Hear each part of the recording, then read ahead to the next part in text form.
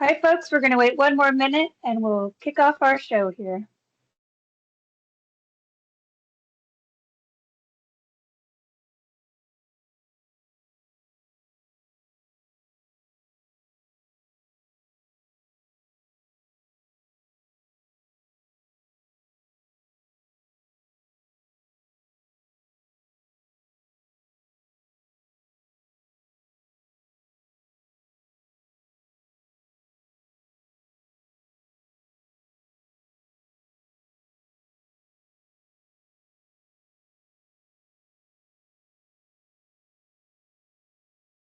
All right, welcome everybody to the National Cooperative Soil Survey Partners Seminar, Wildland Fire in Soils. My name is Corey Owens.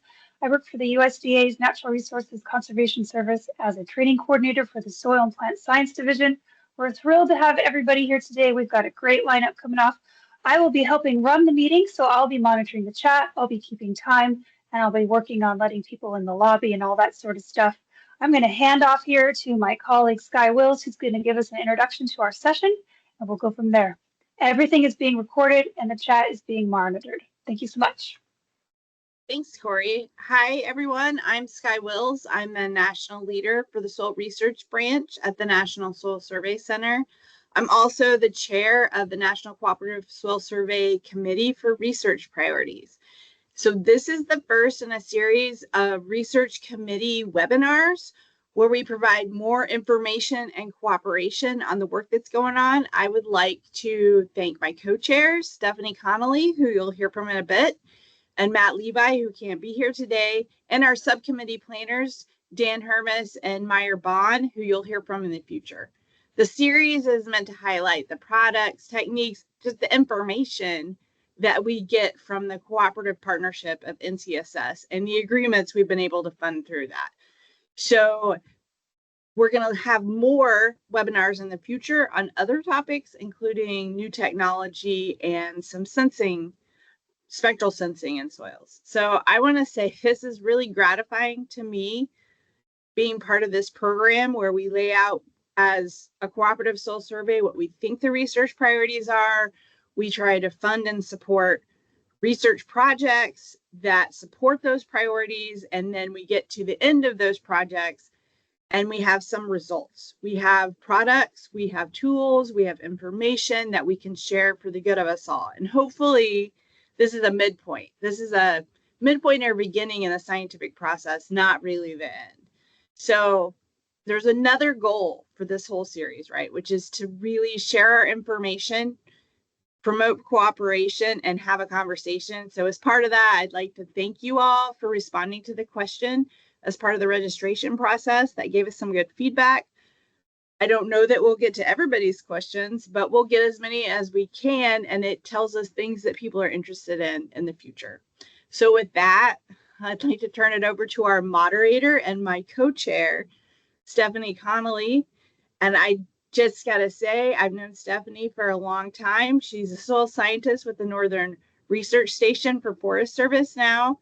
And we've had a really productive partnership over the last few years. And I think this is a natural outgrowth of that, expanding beyond just soil moisture into other soil things, right? So Stephanie, really looking forward to this. Take it away.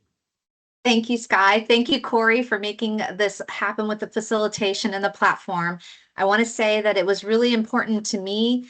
I've switched recently into a new my new position in the Northern Research Station Fire Science Unit. And I saw an opportunity to really connect the soils community in the form that I have known the soils community through the National Cooperative Soil Survey with wildland fire, and that includes wildfire and prescribed fire in all lands. So I thought, what a better way to bring these two communities together than through our first webinar and helping us all as federal entities to meet the charge that we've been given by our current administration to adjust wildland fire priorities. And with that, I'm just going to get us started with our first speaker. And it's my pleasure to turn this over to Dr. Craig Rasmussen, Professor of Soil Science at the University of Arizona. Great, thank you. So let's see, just want to make sure that the talk shows up. We all We're all good? Looks good, Craig. Okay, great. Well, thanks. Yeah, I'm excited about this webinar series, and I want to thank the organizers for putting this together and inviting us all to give a talk. I'm going to present on some work we've been doing the last several years with a group of folks at the University of Arizona. Or I should say I'm the soil scientist and pedologist at the University of Arizona. Been there for a couple decades now. So in the last couple of years, we've been working on looking at how soils, in particular soil biogeochemical and hydraulic properties, respond to wildfire. With increasing wildfire and burn intensity in the system, this has become somewhat of a key issue in recent years. So just to acknowledge, again, this work was funded through the Soil and Plant Science Division of the NRCS, as well as some small grants from the Arizona Institute of Resilience at the University of Arizona and from local stakeholders in the Regional Flood Control District in Pima County, who was very interested in looking at watershed response from a resource and hazard base after a substantial fire event here just outside of Tucson. This work was largely done by a suite of students: Christian Barra, who was a master's student in my program, Rebecca Beers, who's now in a PhD program in geosciences, and Miles Foulet, who was working with Don Falk in the fire ecology program. All right, so the objectives of our project was to try and to match these post-fire changes in soil and vegetation properties to ecological sites, and in particular, trying to quantify the temporal change in these properties with the goal of being able to improve and modify soil interpretations, decision support tools, and state and transition models associated with different ecological sites, as well as the transfer of the methodologies and data collection and analysis techniques that we put to use during this project. So the research that we conducted took place largely in southeastern Arizona and southwestern New Mexico. And as part of this project, we sampled a range of a suite of mountain ranges across this region that have a good decadal scale history of different fire intensity, and time since fire. The work today, I'm really going to focus on data we collected from the Santa Catalina Mountains, which are right outside of Tucson itself. So like I said, this is the suite of mountains that we sampled. The Santa Catalina Mountains are just adjacent to Tucson. We can be from campus to up to 9,000 feet in just about an hour. So it provides the opportunity to repeatedly sample and to get up and down the elevation gradient in pretty easy order. The sites that we focused on were the Madrean Pine Oak Ecological Response Unit. So mainly oak in the overstory with some pine, ponderosa, and pinyon pine mixed in. Ponderosa pine dominated ecosystems at mid-elevation, and then at highest elevation, we have mixed conifer systems that are comprised of largely Doug fir, some white fir, some ponderosa pine, and some Arizona white pine and other conifer species. So what really kicked off this project was there was a large-scale fire event in June of 2020, referred to as the Bighorn Fire.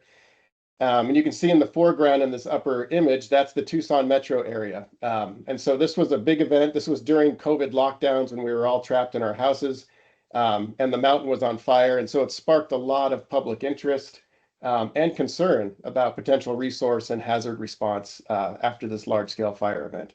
And actually, that's when we were approached by the Regional Flood Control District to try and help them understand how these watersheds would respond to this fire.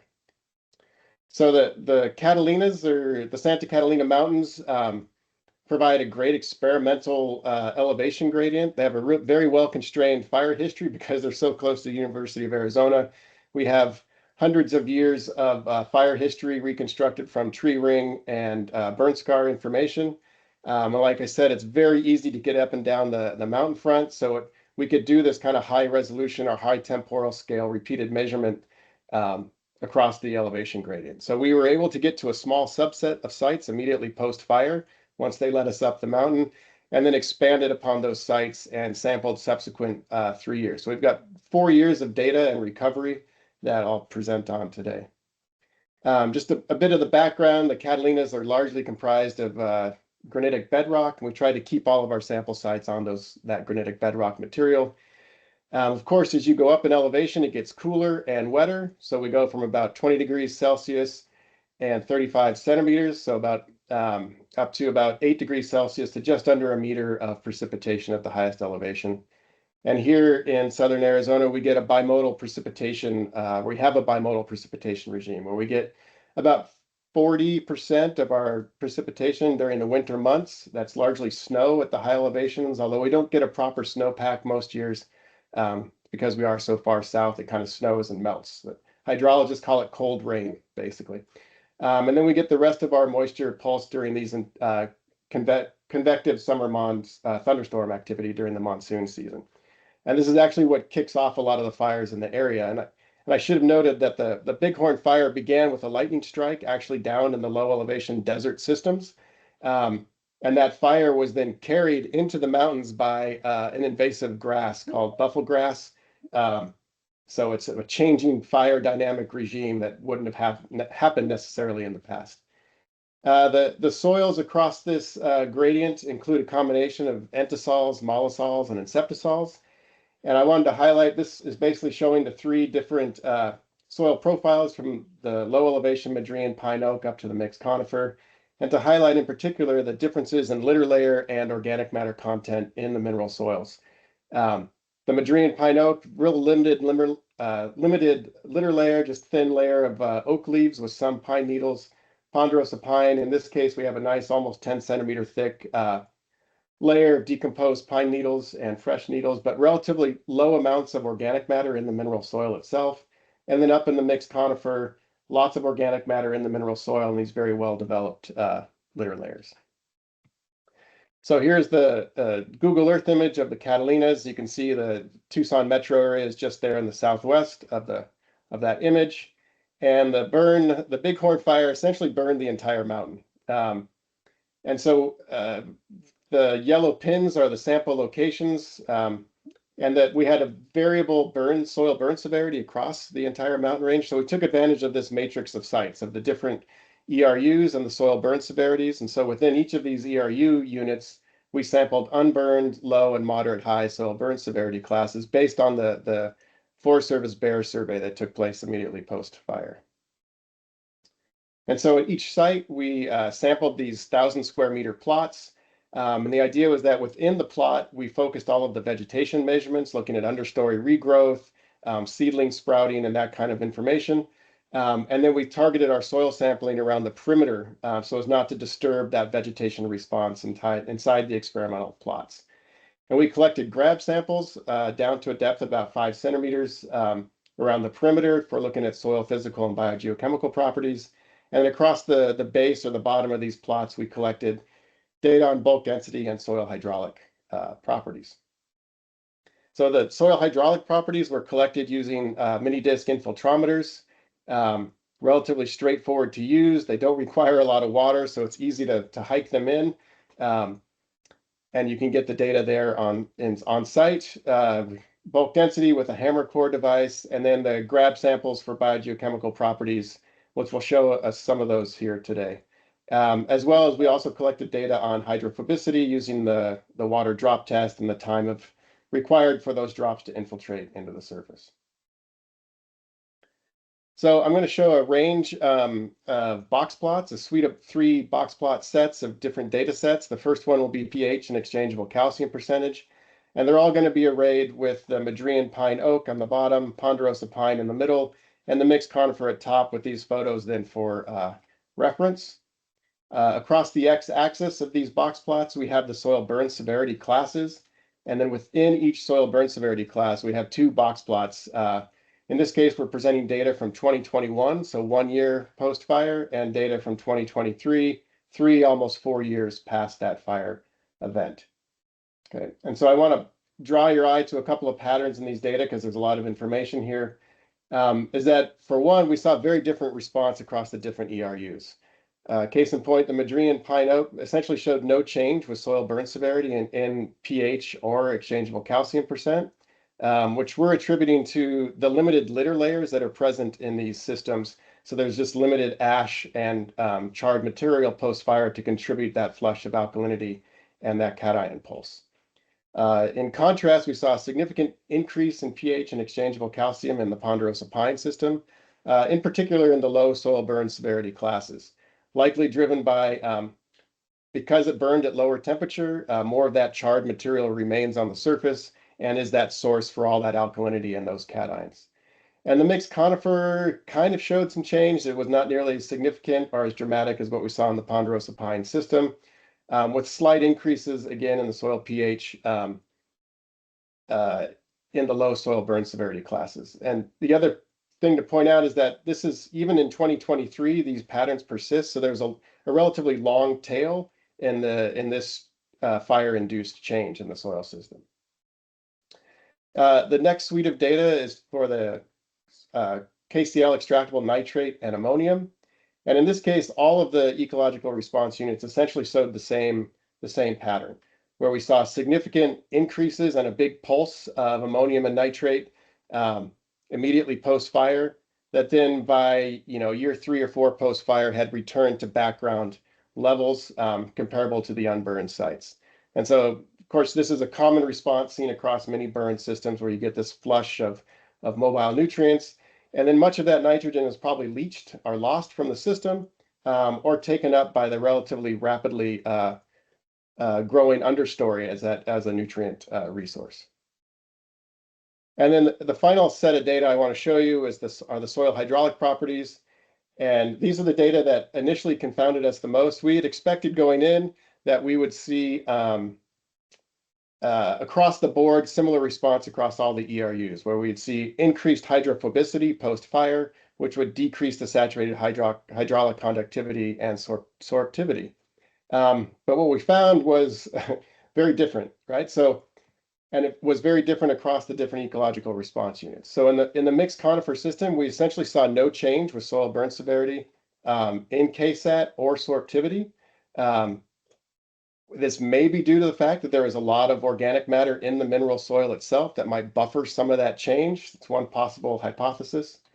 In contrast to our expectation, we actually saw significant increases in KSAT and sorptivity in the ponderosa pine system with increasing soil burn severity. And in the case of sorptivity, that was pronounced even 3-4 years post-fire. Our interpretation on this is that the native litter layer, the extent litter layer pre-fire, is actually quite hydrophobic itself, and that through burning, we actually combusted and volatilized a lot of those hydrophobic compounds and then facilitated an increase in KSAT and sorptivity. And the Madrean pine oak really did not show any difference in KSAT across soil burn severity classes, but did show a significant and long-lasting decrease in sorptivity with increasing soil burn severity. Craig, this is your 3-minute warning. Okay, perfect. So looking at these data using some regression modeling, we found that the dominant variables predicting these soil hydraulic properties were with increasing sand and exchangeable calcium content. We saw a higher KSAT and sorptivity. That makes sense with the increasing sand content, and exchangeable calcium may have facilitated greater aggregation, and which would lead to greater saturated hydraulic conductivity and sorptivity. Getting tongue-tied here. And we saw a significant negative control of hydrophobicity. So increased hydrophobicity, we saw decreased KSAT and sorptivity, as well as we saw a decrease in these parameters with increasing soil carbon to nitrogen ratio, which may speak to the quality or composition of the organic matter, having some impact then on those hydraulic properties. So summary and take-home messages is that there was a relatively complex interaction across all of these ERUs with soil burn severity. The common response is that we saw this short-term boost in inorganic nitrogen species, as well as a trend of greater pH and exchangeable cations, which had a longer tail to it, particularly in the ponderosa pine ERU. And the soil hydraulic properties were not at all what we expected, and the patterns were sometimes variable and opposite across these different ecological response units. And our best hypothesis at the moment is that it's largely driven by the thickness of the litter layer, the composition of that litter layer, as well as how much organic matter was present in those soils before fire. But we're hoping we can use these data then to incorporate into state and transition models for each of these ecological sites going forward to better understand how these systems respond. And I'll just put in a pitch. Paper was just published in Katina earlier this year based on this data in the Catalinas. And then there are 2 master's theses that you can check out if you're so inclined on the University of Arizona repository. So with that, I'll end. Thank you so much, Craig. That was a really wonderful presentation. We've got a couple questions. Our first question is, what was the land ownership and land use and management history? Was it grazing? And did the investigation result in the development of future goals and objectives for that land, probably based on land use management? The Catalinas in particular is majority Forest Service land, and a lot of it is actually wilderness area. So it's mostly recreation, and being here in Southern Arizona, it gets a lot of use during the summer when it's 110 degrees in Tucson. It's 80 degrees at the top of the Catalina. So there's a lot of human activity and human engagement and recreation that takes place. And so grazing, not so much. There's not my understanding, there's not a big history of logging in the system, just because it's relatively constrained in spatial area. But it does have a well-constrained fire history. Typically, these systems would burn every 10 to 20 years at low severity going forward. Okay. So, yeah. So that's and I have one rule. Take Melissa Pingree question. The soil burn severity from the U.S. Forest Service is not intended to be used for actual science, but identifying critical values for emergency response. Did you verify any of the soil burn severity metrics? We did. And oftentimes the map soil burn severity did not necessarily match when we got to the site. So we would adjust on site to target areas that had the high and moderate soil that would match the soil burn severity classes that we wanted to sample. Yeah, it's a good point. Excellent. Well, there's a couple more questions in the Q&A, and Craig, if you could just go into the Q&A and answer them, that would be great. And awesome. Then we'll close that loop. And with that, thank you. And okay, folks, we're going to move on to our next speaker in the interest of time. And thank you for the questions in the Q&A. I also put one in the chat. I had an interest in some changes in low severity matching prescribed fire, but Craig can answer that as well for us. And I'm going to introduce our next speaker, Dr. Andrew Gray, Associate Professor of Watershed Hydrology from the University of California, Riverside. Andrew, go ahead and further introduce yourself. Great. Thank you, Stephanie. Hi, I'm Andy Gray. I'm a hydrologist and geomorphologist at the University of California, Riverside. And today I'm going to walk you through just very quickly a number of studies that led to me getting more involved in soils and ultimately collaborating with soil scientists on fire impacts on these landscapes. But as a geomorphologist and hydrologist, I'm really interested in how fire interacts with the landscape to increase the partitioning of rainfall to runoff and to also increase the availability and transport of sediment. The different studies I'm going to talk about today involve collaborators from the USGS to previous students, some of whom are now at the USGS or CSUMB, as well as other professors at UCR, and then my newest collaborators who are soil scientists at Texas Tech, including graduate student Ben Newcomb. So as I mentioned before, I'm really interested in fire as an agent that increases the availability of sediment, shifting erosional regimes, and the partitioning of rainfall to runoff.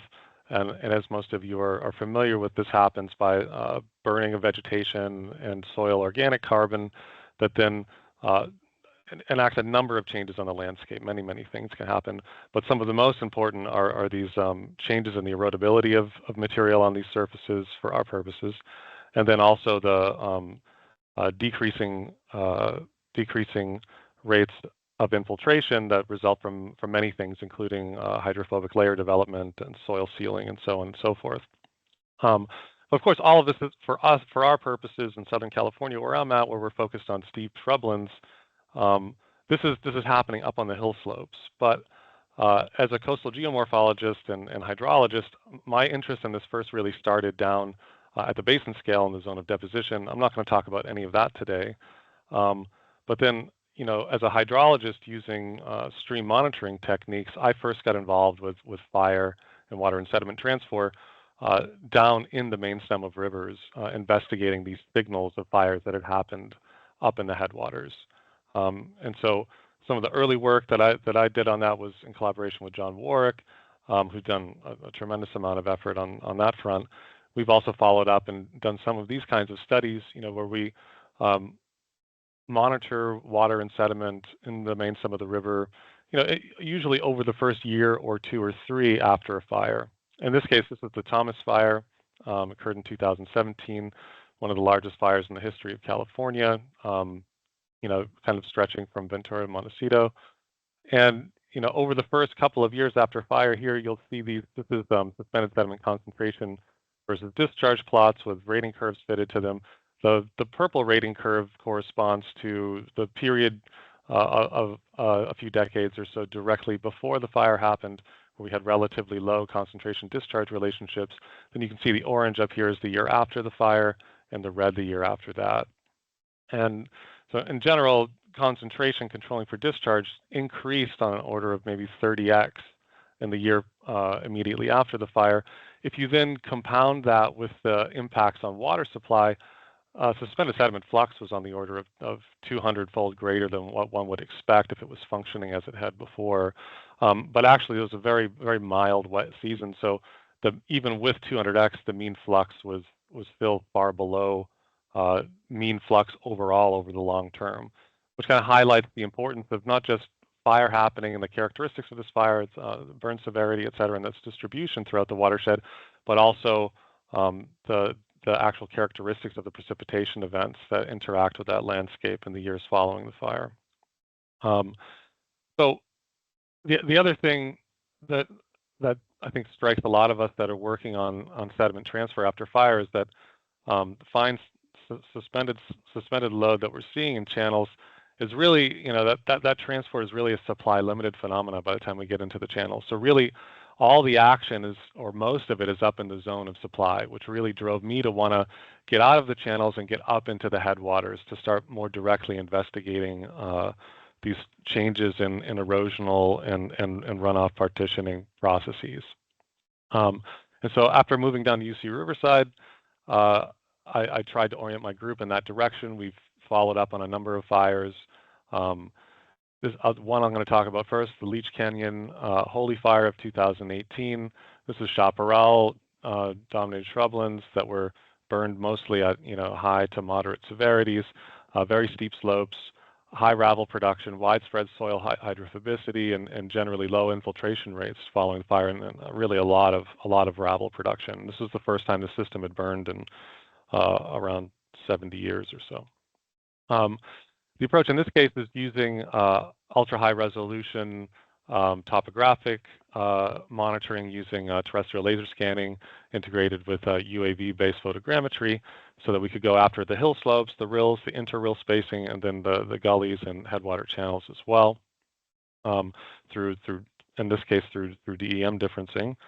And instead of kind of monitoring things continuously and then aggregating over year classes, we're able to approach these systems in a quasi-event-based differencing scheme. And here you see these different runoff-producing storms in gray. And the year after the fire, in this case, we also had a massive rainfall event that was maybe something on the order of a 200-year event that happened a bit later in the wet season. And so now as we start to look at the progression of runoff and erosion across this first wet season after the after the Holy Fire, I should also note that we were doing a bit of monitoring of stage in these headwater channels and also had in place some small runoff plots as well. And what you're seeing here is that during this first DEM of difference, this first epoch, as we get into the beginning of the wet season, most of the sediment that was being transferred out of the system was actually being eroded from the gullies. A lot of that was ravel that had preloaded those gullies. And then secondary was inter-rill hill slope surfaces that were eroding in a very shallow fashion. As we move into the middle of the wet season, those channels have been flushed, and then the hill slopes become dominant. And then as we move finally to the end of the wet season, actually overall erosion rates went down. And that was even during this period where where the hill slopes interacted with a massive 200-year rainfall event. Because the supply of sediment in the system had already been not exhausted, but severely decreased. In contrast, as we move over to another system, this is the Box Spring Mountains. They were burned by the Blaine Fire in 2017. Here we also have what are relatively steep shrublands, but they had experienced type conversion, not completely, but largely to invasive grasses over the last century. And we found after the fire, pretty much no soil hydrophobicity development and the maintenance of really, really high infiltration rates, especially relative to other shrubland systems that we've been in. This system also interacted with a relatively dry wet season with relatively low intensity storm events. And one of the things that resulted from that, as we moved into these headwaters and investigated them with the same kinds of methods that I talked about before for the Holy Fire, that instead of actually having sediment efflux from this headwater system, we just had internal reorganization, sediment being eroded in some places and then deposited in others before it even made it out of the system. And I think for me, it's not a surprise, but for me, this really highlighted the fact that soil properties matter, and they matter an awful lot. Of course, the burn severity here was, in general, quite a bit lower than what we've seen in these other kind of chaparral and heavily shrubland-dominated systems. And so burn severity plays a huge role, but these soils, burned and unburned, seem to have much higher infiltration rates than we were used to seeing. And so this motivated me as well to move even further down in spatial scale and start to think about soils more directly themselves and get down to kind of soil plot and pit scales. And luckily at the time I had a great colleague here at UCR, Daniel Harmas, who's a pedologist, who's also very interested in many, many things soil, including fire. And we've been co-advising a student, Ben Newcomb, who joined us here. Daniel and Ben have since moved on to Texas Tech, but we're continuing on with this project that's funded by USDA and RCS. And so in this case, we're interested in how this sequence of fire, transfer, and recovery influences the dynamic soil properties, how soil development itself then influences soil response and recovery time from fires, and then what does all that mean for soil carbon storage? And I'm not going to get to really results from this today. We're kind of in mid-swing on this. A lot of data has already been collected, and Ben's doing a lot of work to ingest it and make sense of it. But I'll just give you an overview of the structure of the study and what we've been doing, and a little taste of some of the things we're seeing as we move to the very end of this. It's going to move quickly. I know I'm kind of a little short on time here. So in this case, we're focused on the Santa Monica Mountains, again, Southern California. In the Santa Monicas, we're also focused on the kind of mid to low elevational band where we have shrublands, mostly coastal sage scrub and some chaparral. In general, 30 to 60-year fire return intervals, which are pretty typical for these kinds of systems in Southern California, is the usual dry summer Mediterranean climate that we have, which is really dominated by atmospheric river events that impact our coastline after moisture's moved across the Pacific. And we get, on the order of 300 to 500 millimeters of precip a year in these mountains, mostly as rain, of course, and almost exclusively during the winter months when those atmospheric rivers come in. The nice things about the Santa Monicas is there's a wide range of different soil types for us to access. And I'm not going to go through and say all the names because I'm not a soil scientist, even though I keep hanging out with these guys and think I'm going to learn more. I'm getting there. But and so we're also collaborating with the Tree People Land Trust on this project, which provides us with great access to a bunch of lands that they manage and hold in trust and also manage public interaction with. So we have 72 different soil pits scattered across their lands that they're managing. Those locations were chosen on the basis of cover, a variety of soil types, relief, vegetation, fire histories.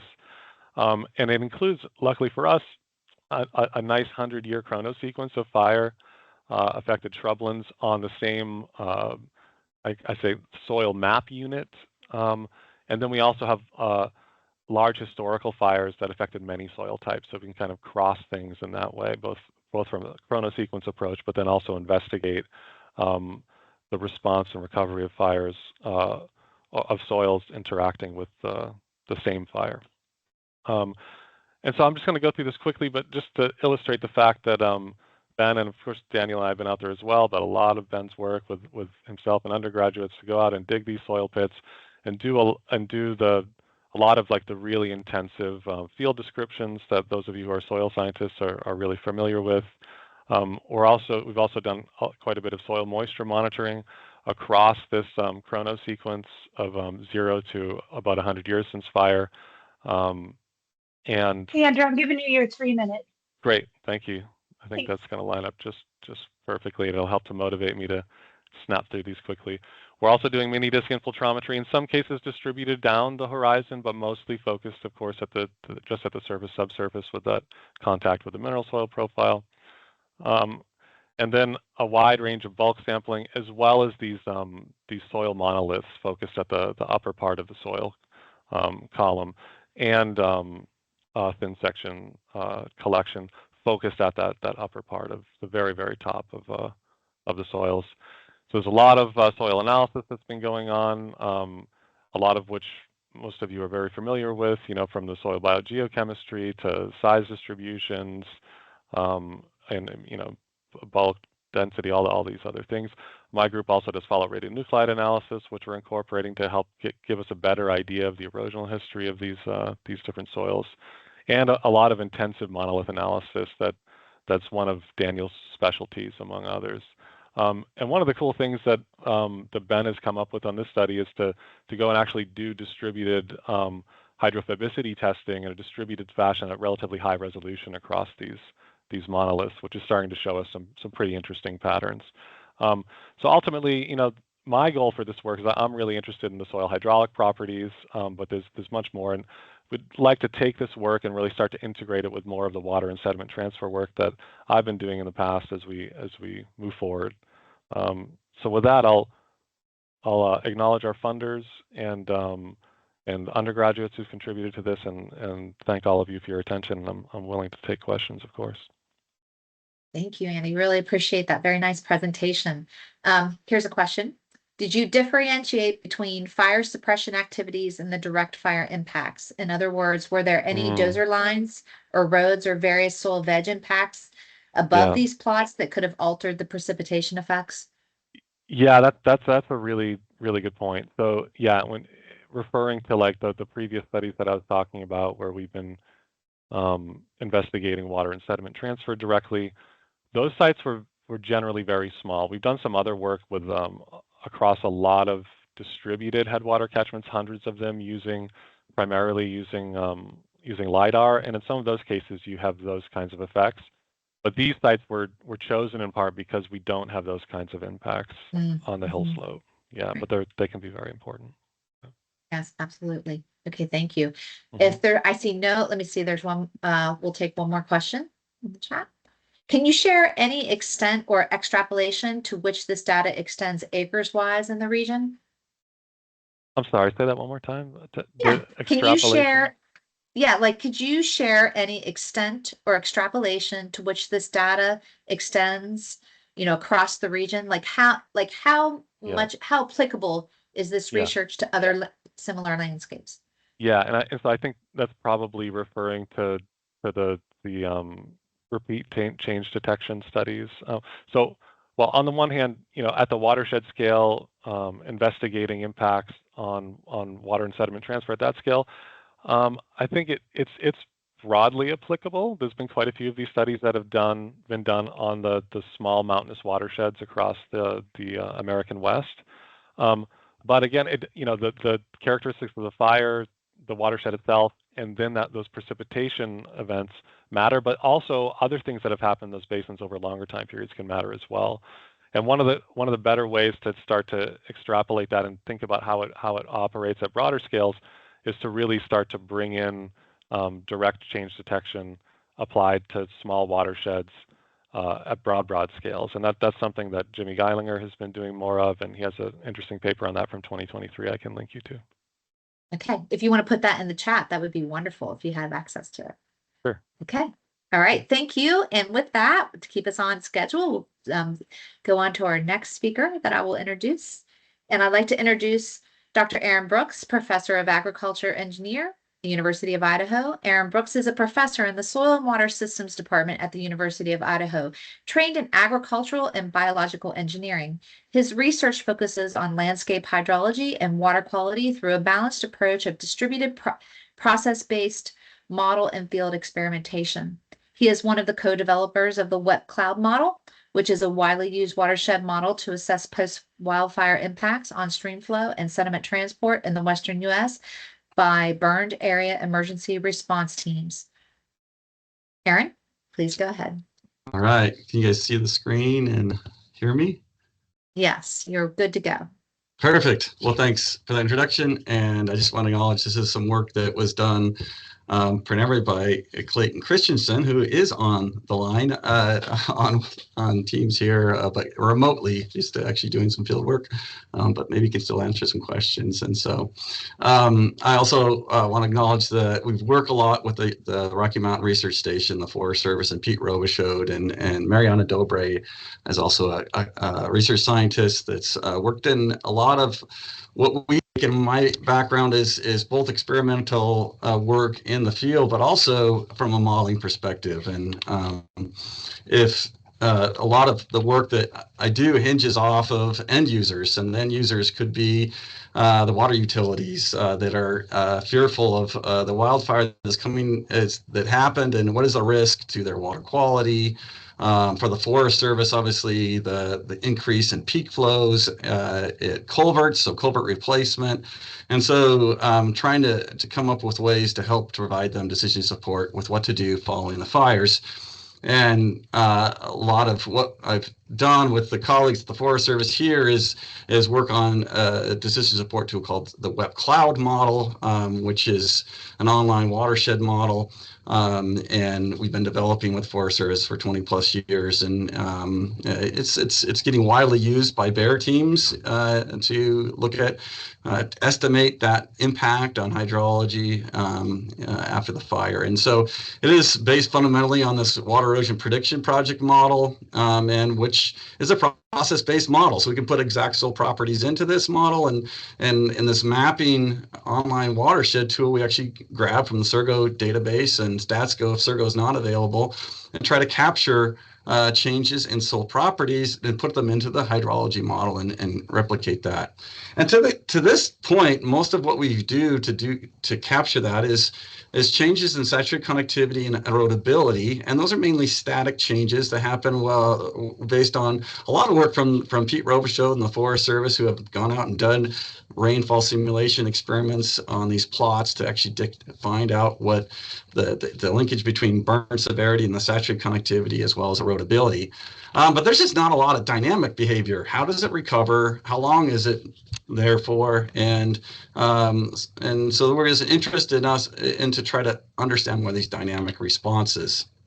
And as we've heard from the previous speakers, we know that wildfire affects a lot of the different soil properties, both the physical and chemical properties, from water repellency to bulk density, to even soil texture, which is one of the interesting things that came out of this study that I wasn't quite aware of, but many of you may be aware of, is the effect of wildfire on soil texture, which could have huge implications on water quality and all sorts of soil processes. But there have been papers that have documented that, and even this INBAR paper looked at sand content decreasing and clay content decreasing, and so the siltification that kind of goes on after wildfire. So that's kind of interesting.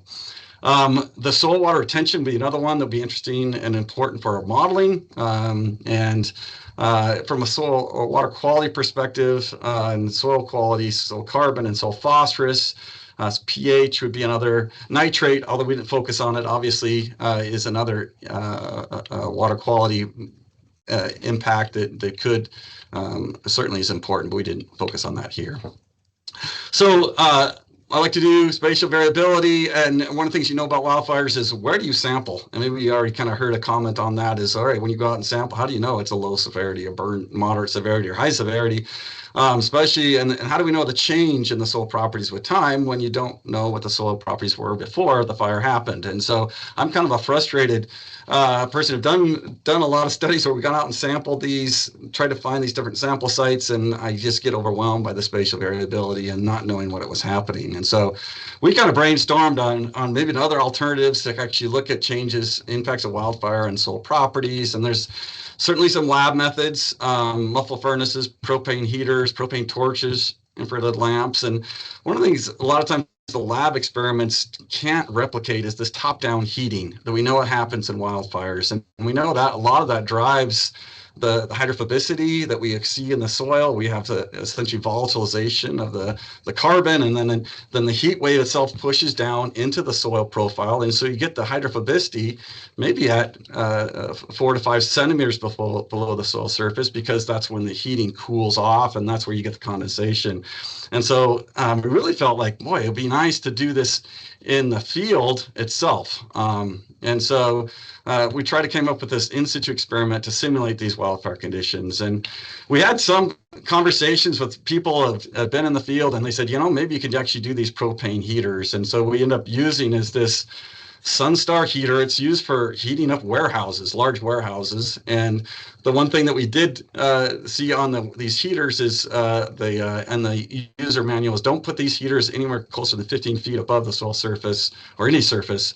And of course, we dropped it down to about half foot to a foot below, and it took about 30 seconds of turning this heater on, and it would ignite the litter, and it would heat the soil.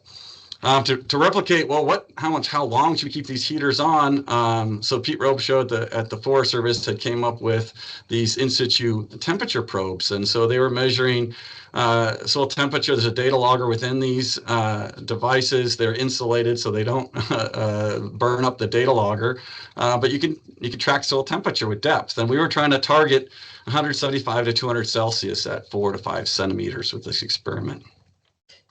The objectives were really to quantify the impacts of wildfire and the physical and chemical properties of soil. And we wanted to look at the dynamic behavior. So we wanted to do it over this 3-year period.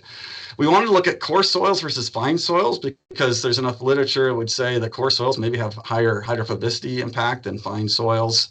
We want to look at the role of surface residue and duff. So how much residue is up there, because that's going to impact the volatilization of the carbon, and maybe that impacts the impact to the soil, and particularly the hydrophobicity.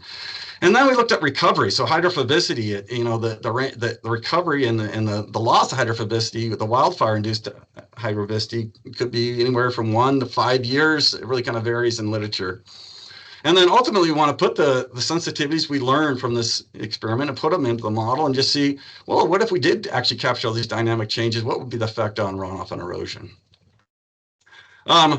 Interesting, one of the biggest challenges, and maybe someone kind of hinted at that on a previous question, is how do you get permission to do these burn experiments, actually particularly in the field?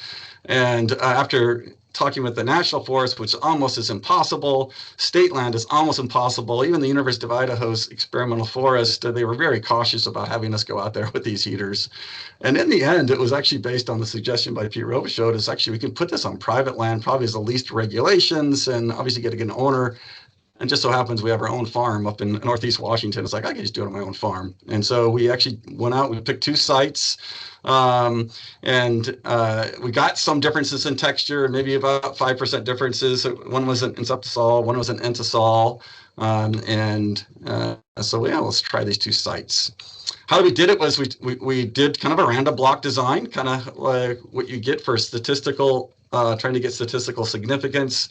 We included 10 unburned control plots and 15 burn plots, 1 with just normal litter, whatever we found on the soil at the time, and 5 with those normal litter, 5 with double the litter. So take that mass of litter and then actually double it up. And then 5 with where we burned, and actually you can see in the picture there is we covered it up throughout the year, and then we'd come back and just prevent precip from getting in these plots. We sampled every 0 to 5 centimeters bulk density, texture, water repellency, and we used the ethanol drop test to do this. We did water holding capacity on some of the plots, but not all. We looked at some soil chemical properties, total phosphorus, water-soluble phosphorus, and that using a maleic extraction, and also total organic carbon. And so those were done. We sent those samples to the Great Lakes Lab to be analyzed, as well as the texture. And so we burn the plots, essentially 1 meter by 1 meter plots, and then we take soil samples with different quadrants. And as we went around the year, trying to get close to the center of the plots where we have the highest temperatures, and be consistent as we go around. Here's kind of some of the traces we saw. So you can see, actually, in this case, is a nice looking trace. We certainly had some issues with the heater at times. that I could talk more about with people interested in using heaters like this. But you could actually get a nice decent trace over, this is more like 150 minutes here. Where we actually see the heaters on, and then you can see the cooling of that. In this case, we look at the 4 centimeter depth, we're getting about 200 Celsius. If we just looked at some of the results, and this is just looking at temperature achieved at the core site versus the fine site. In general, we did see the core site was heating up faster, and we got a little bit warmer temperatures. Essentially, we would run the heater, and then we look at how quickly it took to get temperatures that we wanted to get a burn severity. And so we could do shorter times on the core site than the fine site. And this is completely, also driven by moisture content. So if you have a wetter soil, then it would take longer to heat up than a drier soil.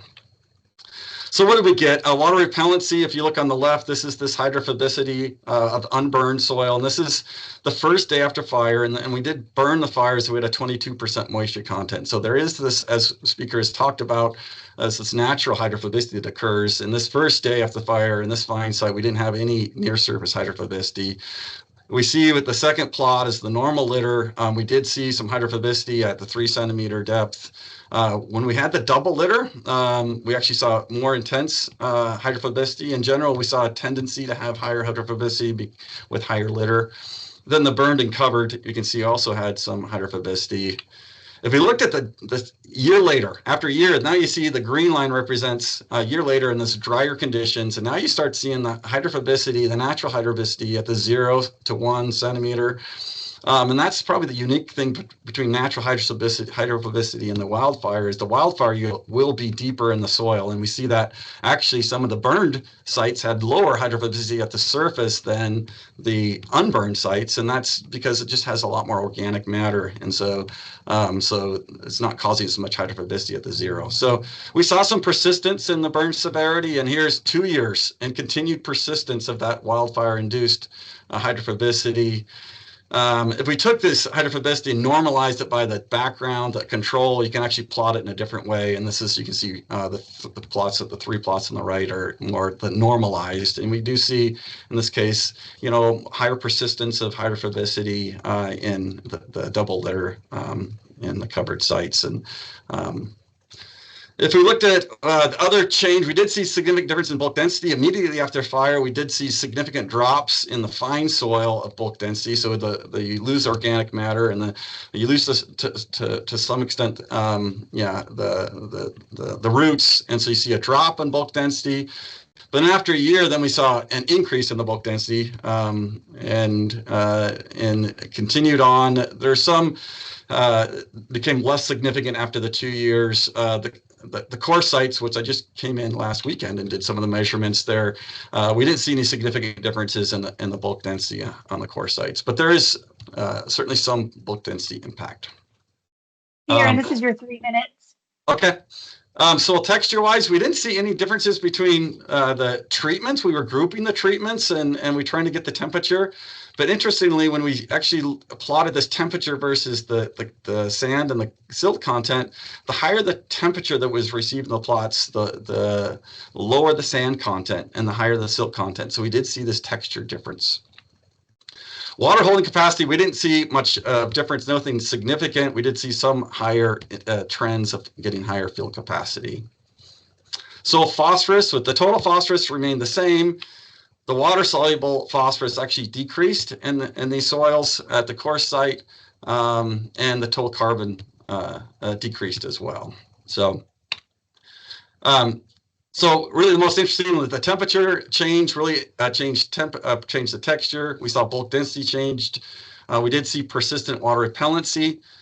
We see some plant available water increasing and some soil chemistry impacts. And quickly, if I said, okay, how does that affect stream flow in post-fire? We just took those changes we observed. We applied it to a watershed we actually have used the model on and had some history of wildfire, calibrated the model on stream flow, and the model itself was working fairly well. And then just changed some of those whole properties in the model and just see, well, how does that change the hydrograph? And so this is essentially what the hydrograph looked like for one of the years. If we use just the saturated conductivity and erodibility changes, we see the hydrograph increases. That's typically what the model would predict without these dynamic changes. If we actually put the dynamic changes in that we observed, we do see some impact, particularly in the early season, and the bulk density and some of the water retention properties did show some increases. And so it's potentially something that we need to consider going forward. So just to end this, last weekend we actually brought in, and just a plug for the University of Idaho soil judging team, the national champs from this last year. We were actually bring them out and we actually do a full soil characterization of both these pits, and so it was a lot of fun having those guys out there, and what a great group of young scientists. So we have a great future here. So with that, I will stop and take questions if we have them. We love our soil judging teams. Those students are our future. So thank you for highlighting them. I appreciate that. So we do have a couple questions, and these are actually over in the chat. And Andy, you have a question over in the Q&A pod. Just wanted to let you know. Okay, so here we go. Do you think the volcanic ash content changed results in any way?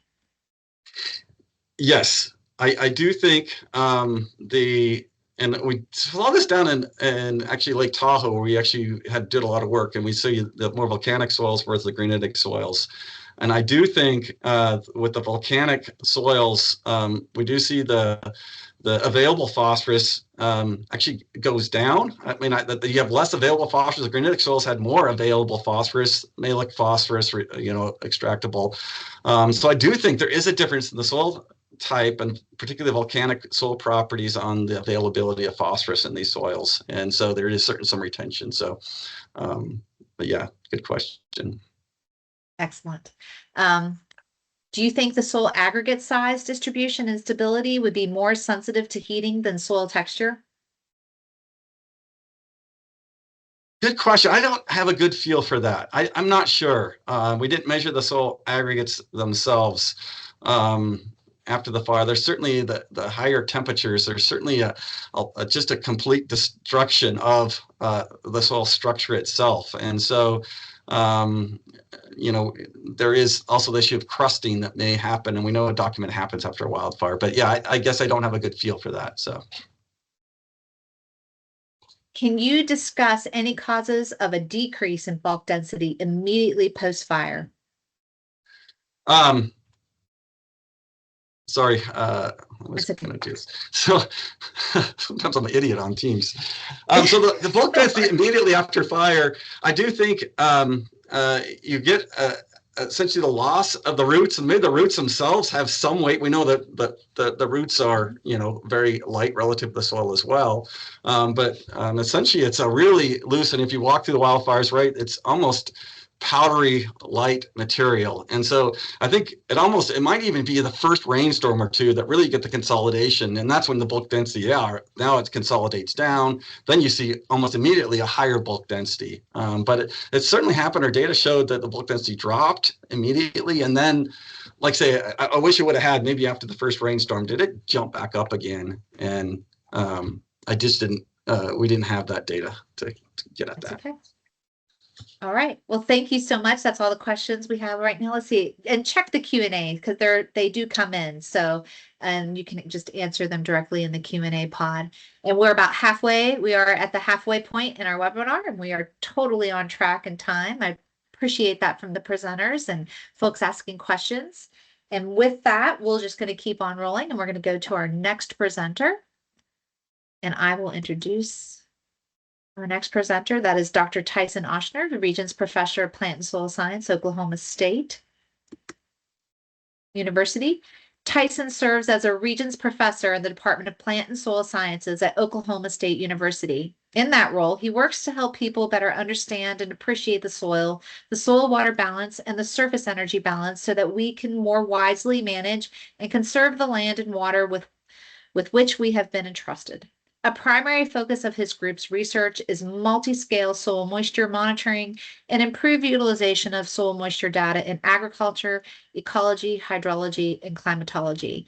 And I'd like to say that I get the privilege of working with Tyson through the National Coordinated Soil Moisture Monitoring Network all of the time, and I have learned a great deal in my career from him and gained very much from his collaborative support. And with that, Tyson, I pass it to you. All right, thank you so much, Stephanie, and thanks to the organizers for this great webinar. I'm also learning a lot from these speakers, so really happy to be a part of this. We've been hearing about how fires impact the soil. I want to talk a little bit about how soil can impact fire. And so this work is work that's been done in collaboration with many people. Most importantly, my colleague at Oklahoma State here, Dr. Eric Kruger. And as we've been pursuing this line of research, our motivating questions have been to understand how soil moisture conditions influence the fuel loads, fuel conditions that impact wildfire probability and size, and how we might better use soil moisture information to enhance wildfire preparedness. And it's been over a decade of learning for me as a soil scientist to learn about these things.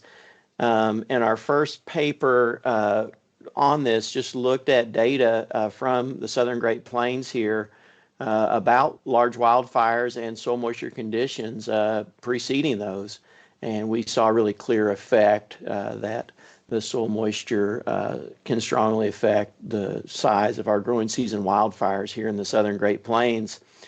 And we followed that up with some work to look at the differences in the effects of soil moisture in the dormant season versus the growing season. And there's some really interesting differences there to understand.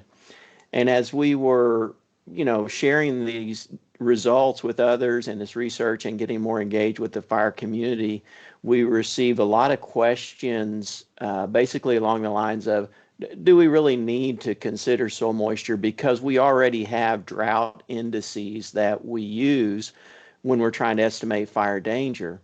And the most common one being the Keach-Byram Drought Index. And so we did a direct comparison of soil moisture information and the Keach-Byram Drought Index, and we saw that there is an advantage to using the direct measurements of the soil moisture conditions rather than meteorological indices. And then we got into trying to understand the mechanism, exactly what's going on that is driving these effects. We looked at how the soil moisture conditions impact herbaceous fuels, their moisture content, and their curing rates. And we could see a strong relationship there. And we also have looked at how we can use knowledge of soil moisture conditions to predict the fuel loads, at least for the herbaceous fuels in these grassland environments. And so here's a photo from our early days in this work. This is back in 2012, and this is Andres Patrignani. He was installing some soil moisture sensors in our grassland environments here so that we could monitor both the soil conditions and the herbaceous fuel conditions. And here are some data from that experiment that I want to show you. It's a little bit, there's a lot of data on the screen, and so I want to point you to the left-hand column. That's the growing season of the year 2012. And the top left figure in the left-hand column there is showing a fraction of available water capacity. So this is a soil moisture indicator. When this is at 1, the soil is at field capacity. When this goes to 0, the soil is at permanent wilting point. And these are our soil moisture measurements from the field. And so you can see the strong declines in the soil moisture conditions from early June through August. And the vertical line in the figure marks the date of August 3rd. And on that day, there was a large wildfire outbreak near our study area which burned over approximately 35,000 hectares of land, both grasslands, but also shrublands and deciduous forests around our study site. And so that was a pretty major event for us, and it really gave us opportunity to understand what the conditions were leading up to that event. The figures below, the 3 panels below, show different fuel moisture metrics.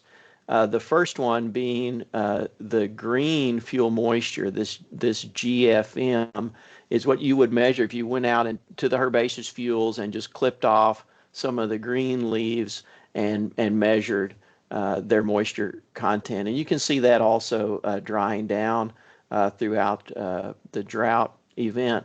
But what I think is probably more important is the moisture of the entire herbaceous fuel bed. So if you were to go out and just clip the forbs and the grasses and everything that's out there and measure the composite moisture content, that's this mixed fuel moisture.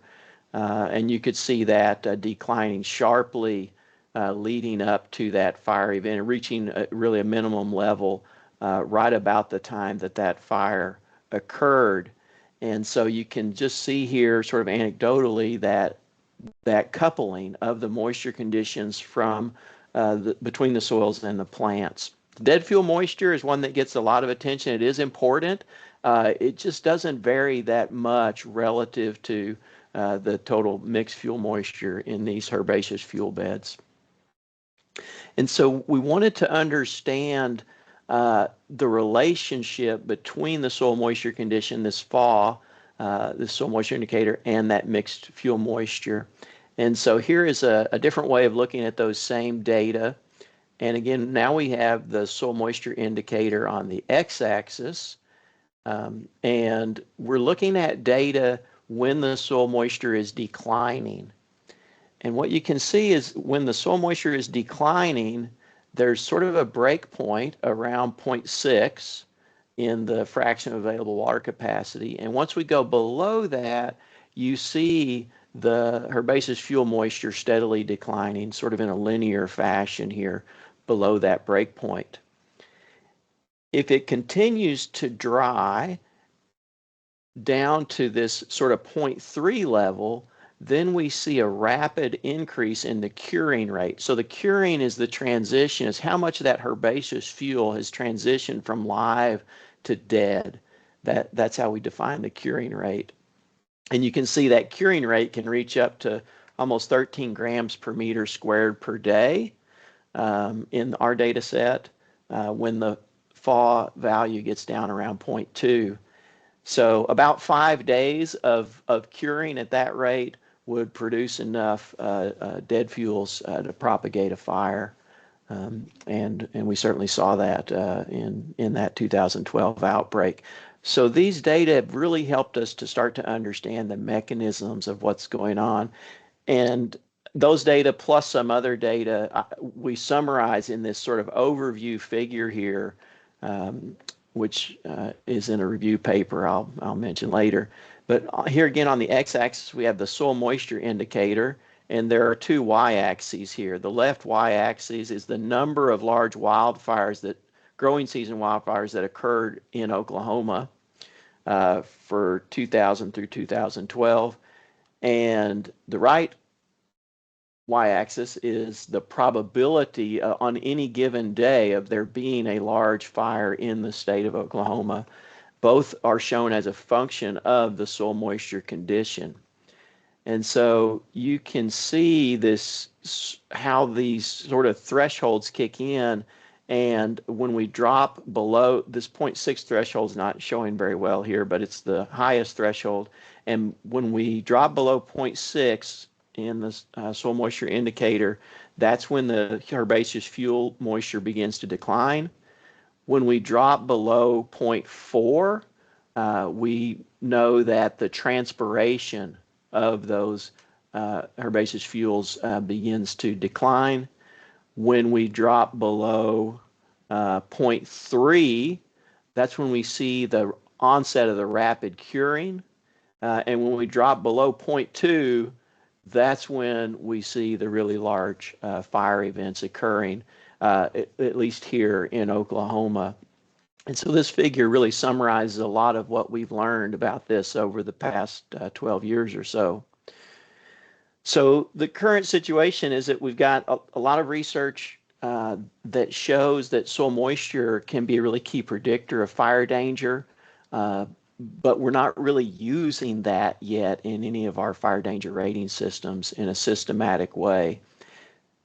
The research is not only coming from the Southern Great Plains here, you can see it for shrublands in Italy, strong correlations between measured soil moisture and the fuel moisture. You can see it for wetland environments in Florida. Similar things been shown there, the association between low soil moisture and large fires. You can see it for forest fires in Siberia. And in those northern forests, it's really that periods of high soil moisture are critical for suppressing fire danger. And it's because in those forests, I think, the soil moisture and the dead fuel moisture, the litter layer on the forest floor, those can be strongly coupled, particularly during wet conditions. And there's a lot of interesting research on that. And I really like this map. It shows the western part of North America, and Waring and Coops, they ran a simple sort of hydrologic model and looked at where places of soil moisture stress would be significant, and they've shown those in red as places where the fire danger would be high in this particular year, which is 2004, and then the black dots show where the large fires actually occurred that year. And so I think it really shows sort of kind of the extent of these kind of relationships.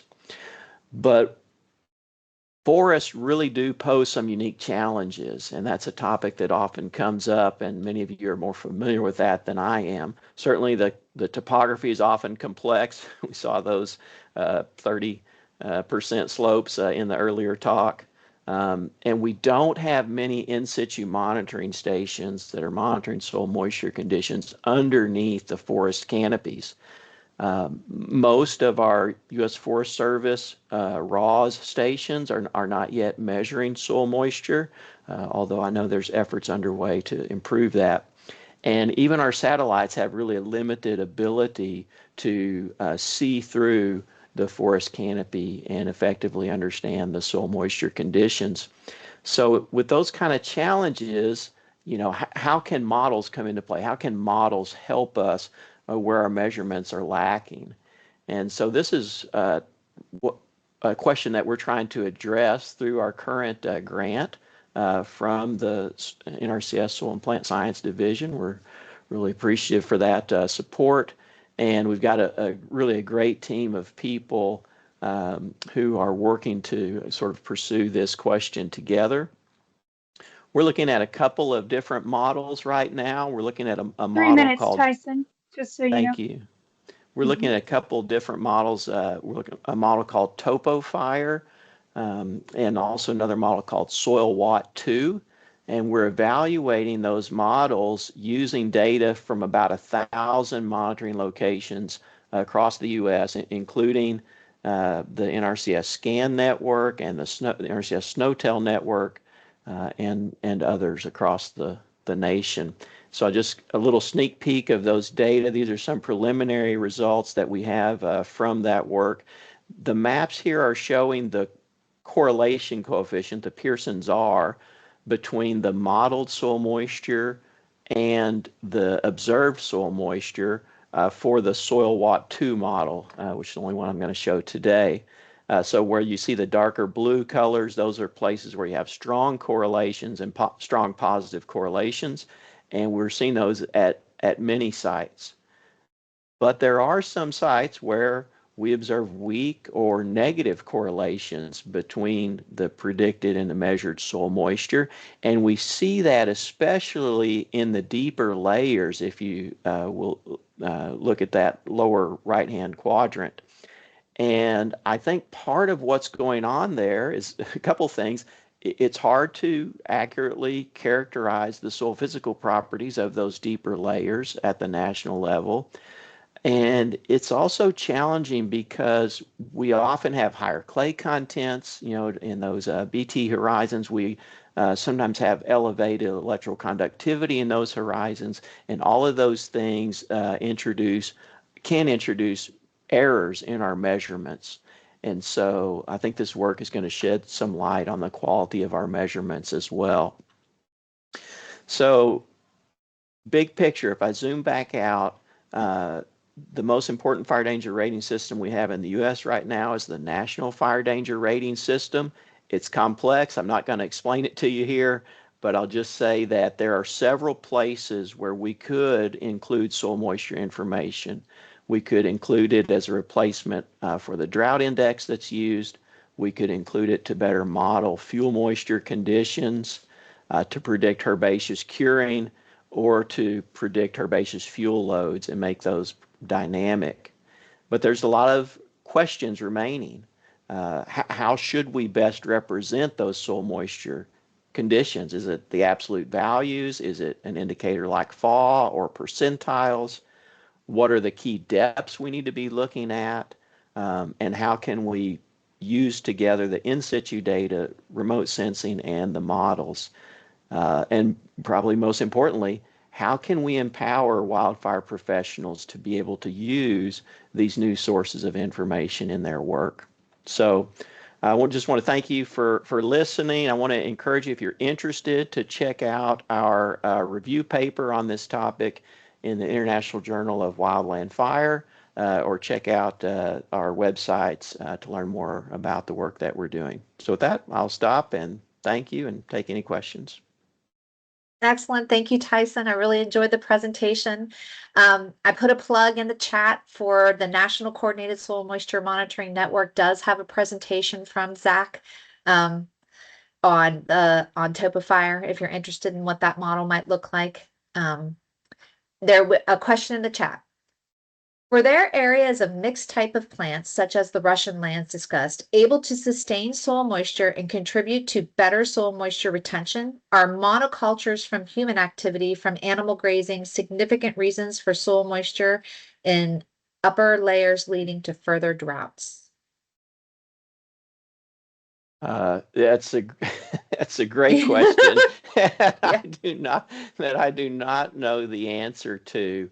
It would be really interesting to better understand how the heterogeneity of those herbaceous fuels might come into play here, and then how human management may be shifting that distribution of the species in that herbaceous fuel mix. So that's a great question. Yeah.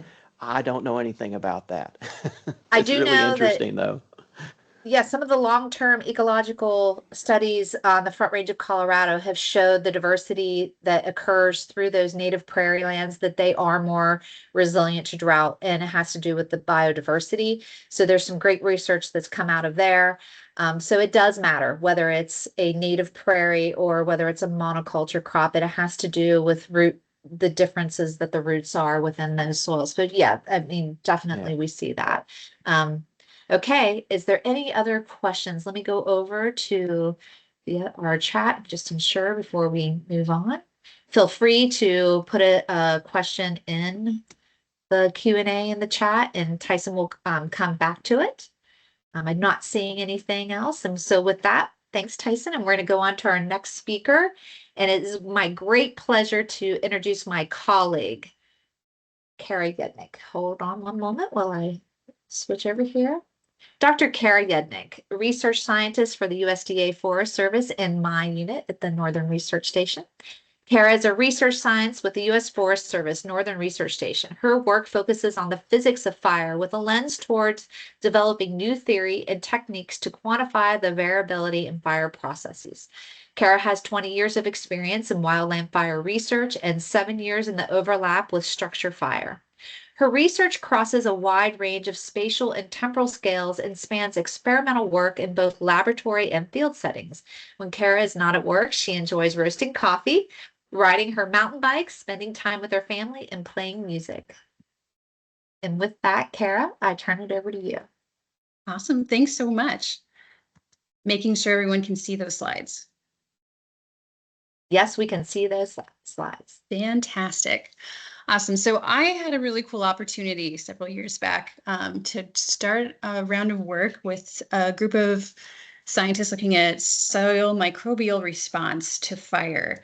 And one of the questions they came to me with was, how do we put the right amount or kind of fire, the right realistic fire onto a soil core and treat a soil core so that we can then think about the soil's microbial response? What a cool question. And so we dug into this for the last, oh gosh, 4 or 5 years now, and have had a great time trying to wrap our heads around this.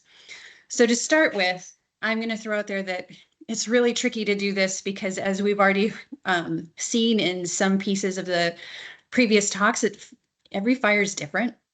Right? Like this slide is showing you a whole suite of different kinds of pile burns where you would be seeing energy levels, energy outputs, or a heat flux output that would vary tremendously over both time and in space as well. And this can go anywhere from, a couple hours to several days worth of energy being directed down towards the soil surface.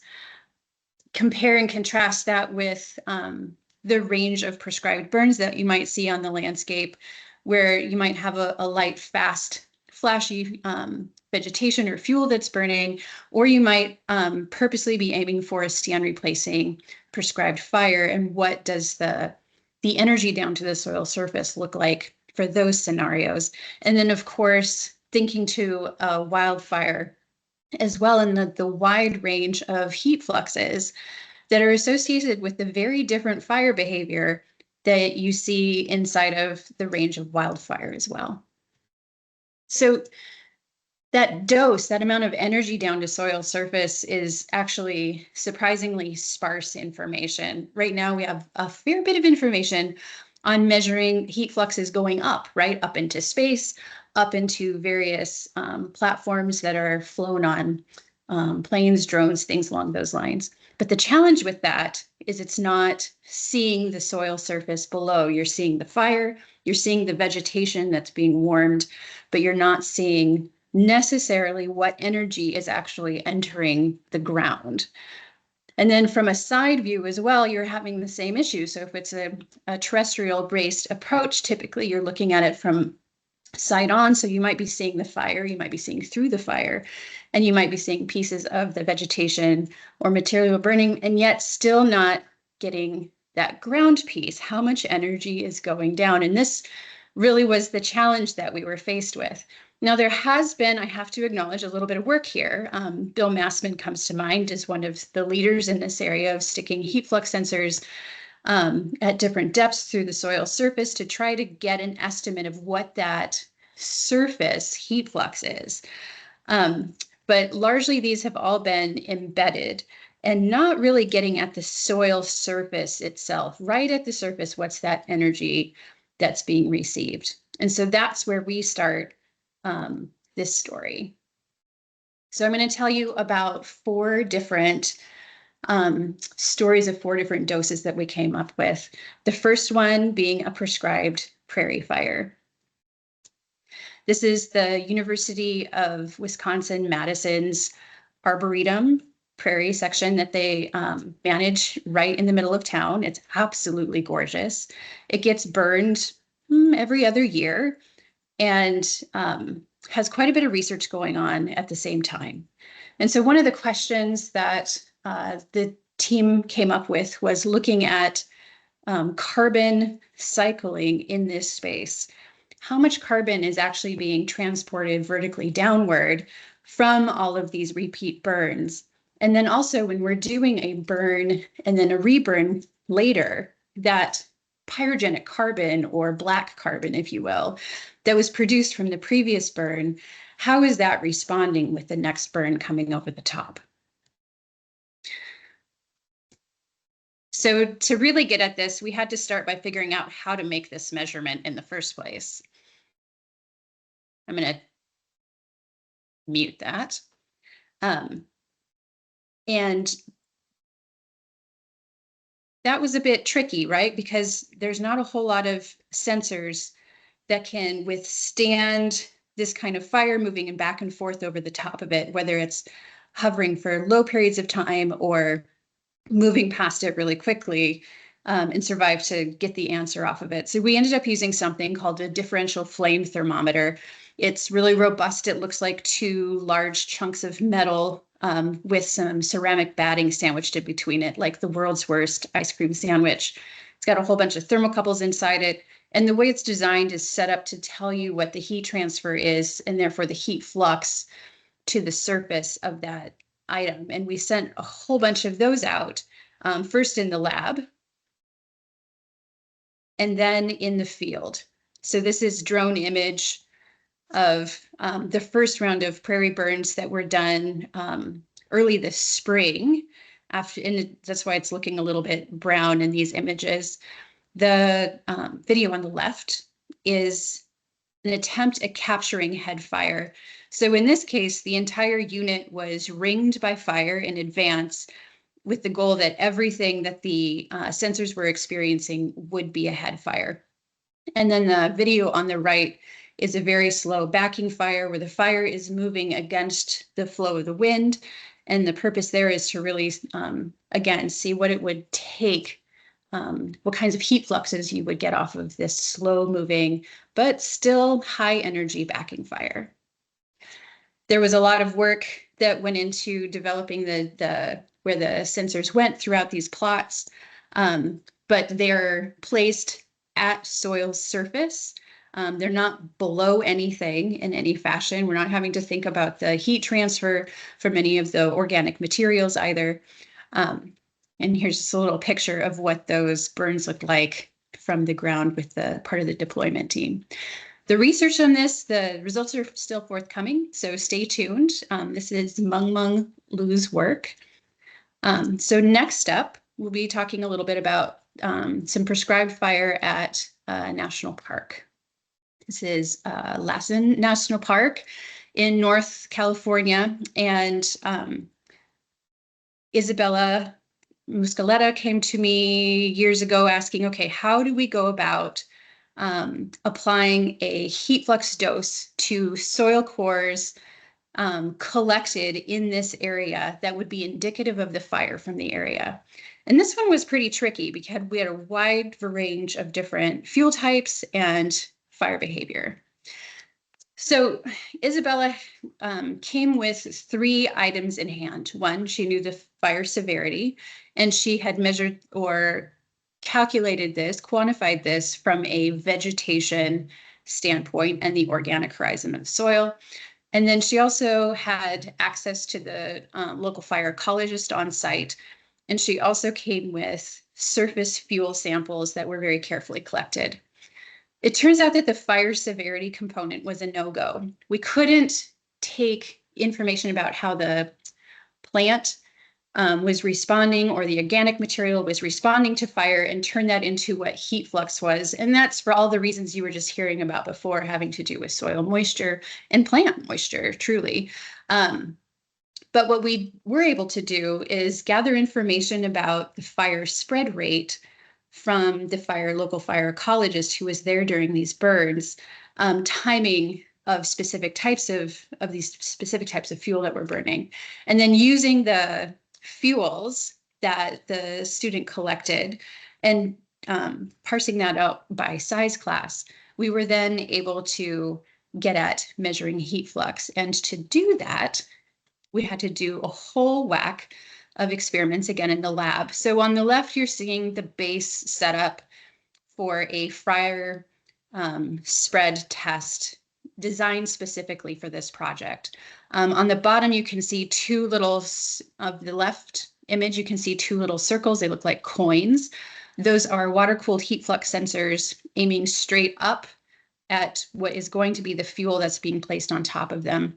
In between those heat flux sensors are also thermocouples both at the surface so that we can quantify this fire spread rate, as well as vertical distribution of thermocouples And I'll get to why we did that here in a minute. That's for the next step of the project. Up above that fuel bed, you also see something that looks like a little bit of a spaceship going on, covered in tinfoil. That is an additional water-cooled heat flux sensor with a special water cooling jacket so that it can withstand being bathed by fire as the fire passes. So the middle image shows you a typical fuel bed. You'll notice that the middle section of that fuel bed is actually darker than the front and the back. And that's because the middle section has the national park fuels within it carefully designed out so that we had an accurate combination of DUF, fine, and 10-hour fuels. And then the lighter fuels are actually on-site needles that we used to provide a gentler ignition to make sure that the ignition was consistent. Everything was carefully controlled to have the same dead fuel moisture content. And on the far right-hand side is a picture of the actual burn itself. You can see the interesting impact that the sticks are making, the tiny little sticks, as fire moves through those national park fuels. So from that, like I said, we got a temperature profile as well vertically through the sand that we had been doing all this burning on top of. So using the heat flux measurements that we made from below and from above, and then also using that temperature profile that was in the sand, we then took that to something called a mass loss calorimeter, which provides a perfect one-dimensional flat heat flux to flat surfaces, and did this in a sand bed to be able to reproduce the profile that we would then need to dose the cores that she also collected. And that's where this project ends for now, because we're still waiting for Isabella to move on with the next phase of her project. I'm pretty excited to see where that goes. So then I'm going to skip us over to a reburn after wildfire scenario. So I'm using this for context. This is a picture from Q2 News of Yellowstone National Park, right near where I grew up in 1988, and the first fire that moved through there, modern history, it's pretty devastating, and it left a lot of wood out on the ground. That wood years later was still there in 2016 for the Maple Fire, when another wildfire passed through. And it produced a really interesting challenge in thinking about heat fluxes down to soil surface. And that's the context that we started with this project. When you have 3 minutes, Kara. Thank you, Corey. When you have a burn-reburn scenario, how does the pyrogenic organic matter, right, that black carbon, respond to that heat flux that it's receiving? And what is that heat flux that you should be getting in the first place? Well, to do that, we took a couple logs, we bathed them in a lot of fire for a long period of time, and then we stuck them together and burned them over the top of several sensors. This is what that looked like for the sake of getting a sense of the range of heat fluxes that you would expect underneath burning logs. And it was surprising to all of us just how high the heat fluxes got in this scenario, much higher than we'd seen in a number of other cases, including the project I'll come to next very quickly. So then we used those heat fluxes and applied those. This is that cone calorimeter, or the mass loss calorimeter I was telling you about, with the charcoal or the black carbon embedded in different depths within a sand matrix, and then looked at the temperature above and below each of those little pucks of the charcoal, basically. And we're able to see the change in the characteristics of carbon as it was being exposed to these different heat fluxes. This was then used in an incubation test for soil microbial response to the different types of carbon that were fed to it. This is quickly, if you want to snap a picture of that, that's a QR code for that particular project's publication, with more probably coming out here in the next couple of months. And then finally, Crown Fire Passage. So this project was looking at how much energy is coming off of Crown Fire Passage for Buffalo Wood National Park collected soils in Canada. Here we wanted to say, okay, well, if the soils were exposed to different durations of crown fire with different types of vegetation over the top, how will the soil microbial community to respond to that? So in this case, the soil cores were collected from the national park. We came up with a heat flux associated with what we could find in the literature on Crown Fire Passage.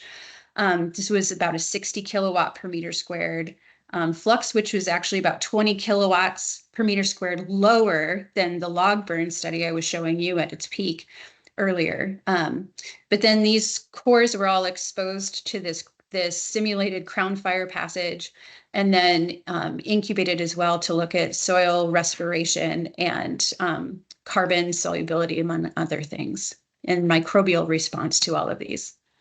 So here's examples of the temperature profiles inside of those soil samples. And we won't go into too much detail here because this is also in the papers right here and here. So on the left is the first of the two papers in Nature's Ecology and Evolution. And on the right is our most recent paper on the same style of study in Fire Ecology. So the big takeaways I want to put out there for all of this is that not all fire is the same. There's a huge difference in the fluxes and the soil response to that. Not all microbes are the same either. Each of these soils had a different chemistry and response to experiencing fire. And then, of course, not all soils are the same either, as we've already heard many times today. So it's definitely not a one-size-fits-all effort. And with that, I would like to say thanks and a big shout out to all of Thea Whitman's laboratory group as well as my own. Excellent. Thank you, Kara. Yeah. Do we have any questions? We have a question in general about Forest Service working with our consultations with our tribal and indigenous people. And I'm going to hold that one for after our next speaker. And so we can have a more collective answer. I want to say that I loved your slides, and a lot of people agreed. Just you chose very well demonstrating to the audience like what your experiments look like. Those were pretty amazing. Thank you. All right, if you have questions, put them in the chat. Kara, she will observe the chat, and let's see here. Oh, what types of heat flux plates have you used in this work? Oh, great question. So I've had a number of conversations about this with Bill Massman, who's done a fair number of in-soil heat flux plate setups. And the within soil plates have some challenges associated with them, largely because moisture also moves along with that big pulse of heat. And then you end up with a deposition of liquid water on the heat flux plate that can actually prevent, water absorbs the heat instead of heating up the plate and causes challenges. So really, we're going with that differential flame thermometer type approach so that we're trying to avoid that moisture movement and obscuring the heat flux that would come, the heat flux modification that would come from being within the soil matrix. Okay. Also, some folks are having a problem with the QR code. So just making sure that maybe it could be that person, or maybe there might be something there. Just wanted you to double check the QR code. Oh yeah, okay. Thanks. You're welcome. Okay, and with that, we will go to our final speaker for our webinar. And it is very much my pleasure to introduce my new supervisor. Very excited about that. And someone who's also become my mentor, Mike Gallagher. Mike, I turn it over to you.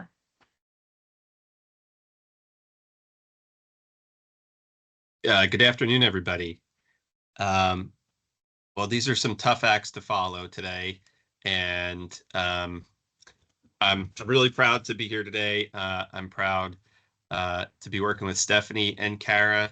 It's really exciting to see some faces I've known for a while in the audience over the years.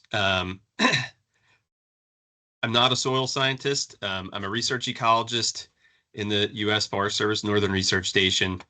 My work touches on soils sometimes, but I think soils are pretty important in a lot of the different aspects of the work I do. And I see a lot of things here in the New Jersey Pine Barrens that probably apply elsewhere. And so my talk is called A Soils and Fire Perspective from the New Jersey Pine Barrens, a forest surrounded by homes. So New Jersey has a complex geography made up of about 65 geological formations, and they range from being really new to really old. Those are distributed among 4 physiographic provinces that you can see in the picture here. And these different deposits have always been a part of life here in New Jersey in different ways, whether it's been mining or glass making or living off the forests that grow from these and the agricultural systems that thrive on them. So from ironworks to cranberry growing and from recreation to drinking water, the Pine Barrens has been and continues to be a critical resource, and that's been set on fire either intentionally or unintentionally for quite a long time by people. Much of my talk today is really focused on soils and their significance in the Atlantic coastal plain in that Pine Barrens region. I study forest fire as a keystone process on this landscape, and I live in a home that was originally home to glass workers who made window panes from the glass, ate from the soils in the area, and I enjoy trying to garden in those really sandy, poor soils. There also approximately 400 years of dumping waste in our backyards and our woods has effect on our soils here as well, as in other parts of the country, especially the Mid-Atlantic and the Northeast. Despite being the size of Rhode Island, it's also important to think of the Pine Barrens as a forest surrounded by homes rather than a homes being surrounded by forest. So the soils here are among the youngest that we have in the state.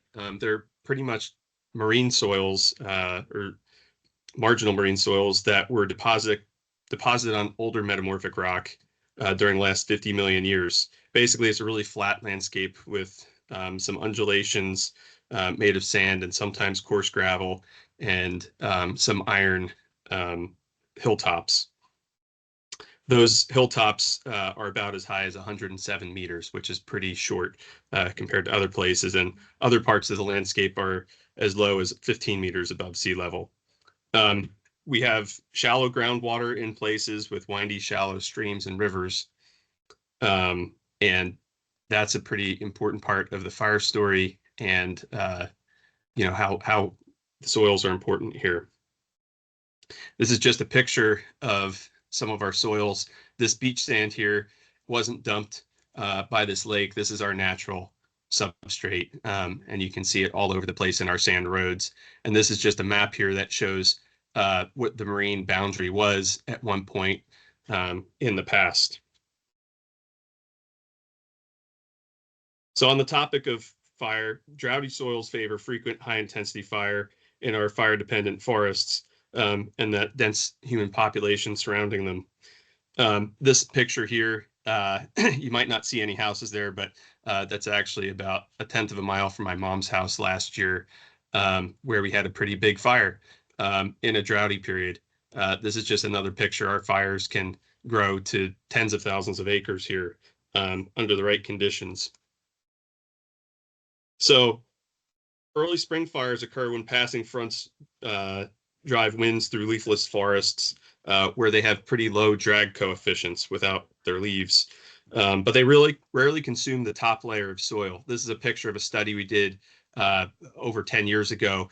There was a pretty high intensity fire that came through this area, but the moisture in the soil at this time of year protects the roots and it protects the, doesn't consume all of the leaf litter.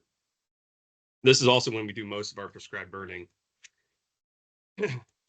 At that time of year, the soil moisture levels are greater, the water levels in our swamps and streams are higher, and there's historically and still cranberry bogs around the area that are used to as buffers around fires and for prescribed burning. This is a map. We've been doing it like that here since 1946. And it's important to consider that while these are all fuel breaks and great breaks for prescribed fires and wildfires in the springtime, later in the year, when these bogs are drained for production and growing, the soils around them and the soils within them dry out quite a bit. And so what our boundaries at one time of year become ripe for fire at other times of year.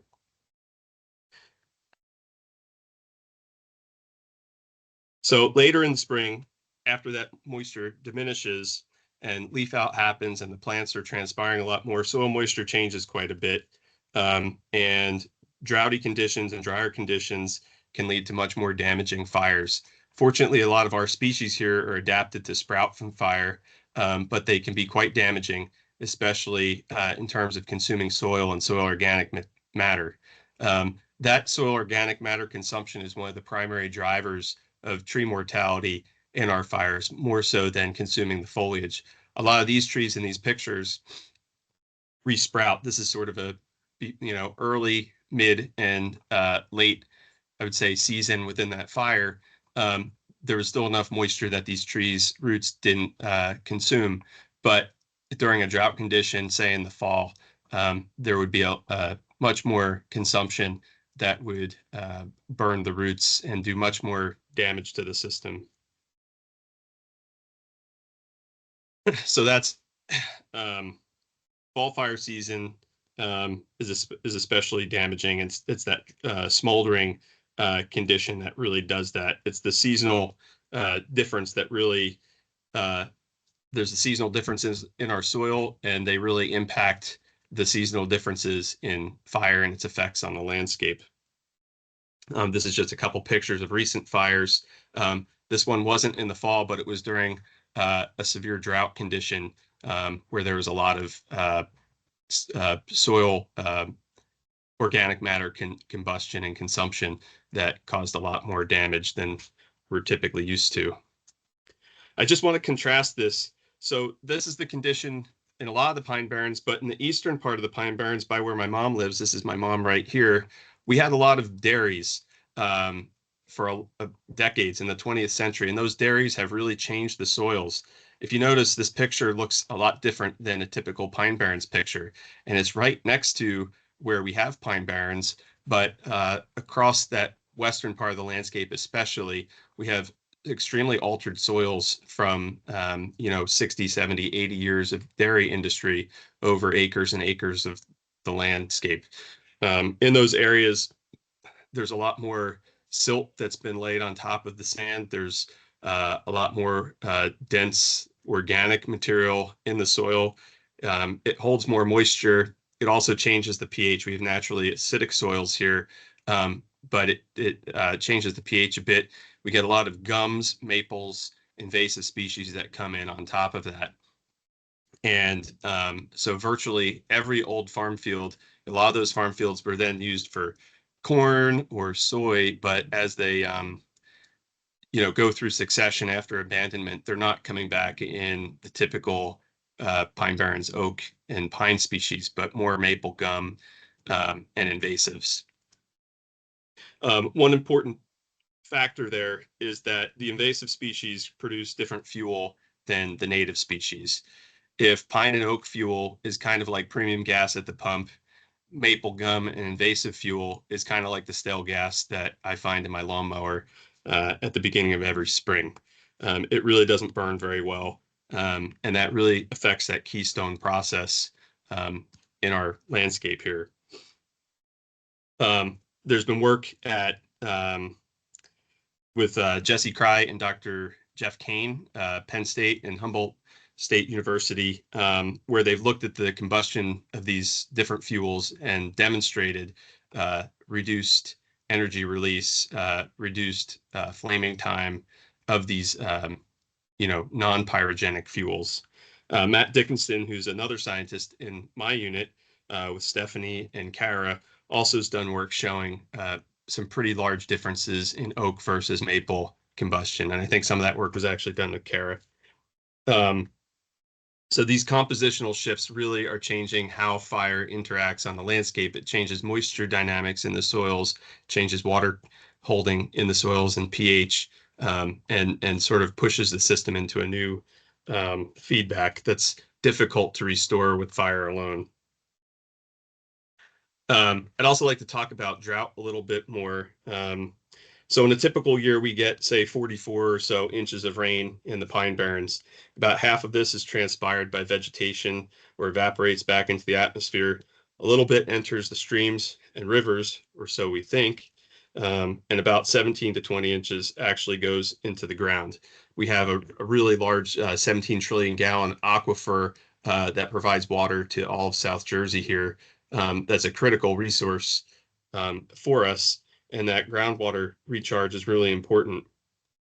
What we've noticed is that our rain events are becoming, the average rainfall isn't changing a whole lot, but when we get it and how much we get it is changing, it seems like. And so we're getting a lot more rain in fewer storms with bigger gaps in between. And it's not unusual to get a 4 or 5 inch rainstorm that hits one end of town, but not the other end of town. What we're seeing is like a lot more runoff, it seems like, happening where that water comes down so fast, say in an hour or half an hour, where it's not really having the same impact, in terms of drought or water recovery on our systems. I'll also note that if we got only 1/10 of an inch of rain at the right time of day, every day of the year, we'd probably almost never have a forest fire, and we'd still be in a drought condition. So sometimes it's more about when the rain falls and the frequency of it than the total accumulation in a rain gauge. So one example of impacts of this was we had a fire called the Teatime Hill Fire, 5,000 acre fire during the worst drought on record last year. Lots of streams and wetlands dried up in ways that no one had ever seen. This is a picture of a bog that's nobody's ever seen drained like this in our lifetimes. And this fire burned for 5 months, which basically from the 4th of July until New Year's Day. That's the longest burning fire on record since the 1910s. And this fire was really interesting because it burned down into wet areas that were wet in July when it started, but little areas were able to stay smoldering. And they thought that they had it put out. They monitored it, but as the season progressed, areas of this fire didn't get rain for 5 months. The soil dried out and the fire crept back up out of the swamps and reburned in the soil organic matter that was drying back into the uplands. Then it caught up and burned again through 3 minutes. Okay, thank you. Thank you. Then it burned through the fall and leaf litter again. So there are areas of this that burned 3 times in a 5-month period or so. And these are things that we're not seeing as much. But the other thing I'll show you is in this map on the right with the purple coloring. This is burn severity across the fire, but the darker areas, the dark purple kind of linear features, are some of the wet areas. And what's really interesting, and I got to thinking about last year, is how shallow groundwater on our landscape really can protect some forests in these situations, and gives us opportunities to think about where some of the most resilient forests on our landscapes might be, and how we can better protect them and work with them. So that's something I'm curious about research-wise moving forward, is, with possibly less certain moisture situation in the future, how can we leverage our management with fire, and how can we leverage the natural shallow groundwater areas to be more thoughtful about where we see our opportunities for management. The last thing I'll talk to you about are this is sort of my science here, and I stole a bunch of this slide from my partner Louise Loudermilk from a presentation that we actually worked on together. Louise is down here in the right side of the slide. So one of the projects I'm working on actually deals with shallow groundwater and soil moisture, and looking at how we can do a better job at quantifying subgrid scale topography and vegetation and its structure on landscapes to provide better model inputs that figure out the fate of water. This, if you're not familiar with terrestrial LiDAR, it's a laser-based system. You could teach pretty much anybody at the grocery store probably how to use this particular device, and we can get within about 30 seconds a very quick and detailed structural representation of a forest plot.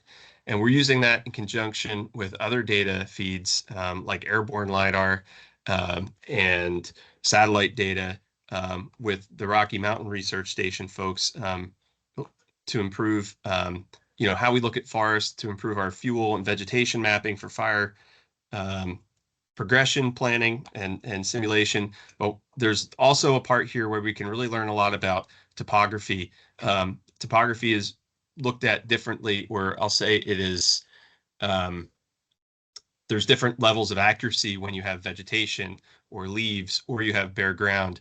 And we've been looking at how this all looks different when you have a leaf on versus leaf off, when you have a burn versus unburned condition, and really trying to understand sort of the, I'll say, the mesoscale to microscale importances of topography and how that relates to water and soil moisture. So last slide, new tools, allow us to ask new questions. They also allow us to revisit old questions in response to new needs. These new tools, more and more require multidisciplinary and cross-disciplinary collaboration and co-production in science and management. If this is something that you're interested in, there's fire science exchanges around the country. I am the PI of the North Atlantic Fire Science Exchange, and we work with other exchanges in our region to bring science and technology and management together. And so this is a link if you want to find your science exchange.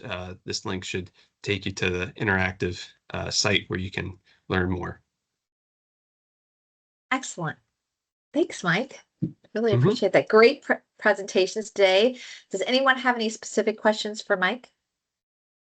Mike, could you help us answer the question about U.S. Forest Service and tribal consultation and fire and how the progress we've made? I know we have our tribal liaison in our northern region. Each region within the United States of the U.S. Forest Service has a tribal liaison. It's a program area of our agency that works with tribes, and we have new MOUs coming online. But I know that you have some specific knowledge about that as well. Well, from my own projects, yeah, we have, with this terrestrial laser scanner work, there's different parts of the Forest Service that we're engaged with. So Rocky Mountain Research Station, Southern Research Station, Northern Research Station scientists have been engaging with some different tribes out west, the San Carlos Apache, the Confederated Salish Kootenai, and we're excited to, I think the MOU that you might be thinking of, Stephanie, is a new one up with the Sault Ste. Marie tribe up around the Great Lakes to actually start doing sharing some of these tools and approaches in the Great Lakes area up around the Hiawatha National Forest. And I haven't directly engaged. It's like on my calendar.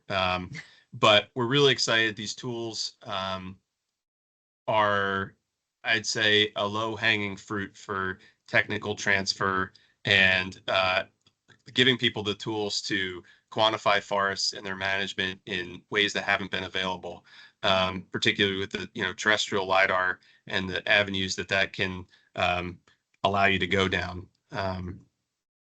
So we're really excited about that.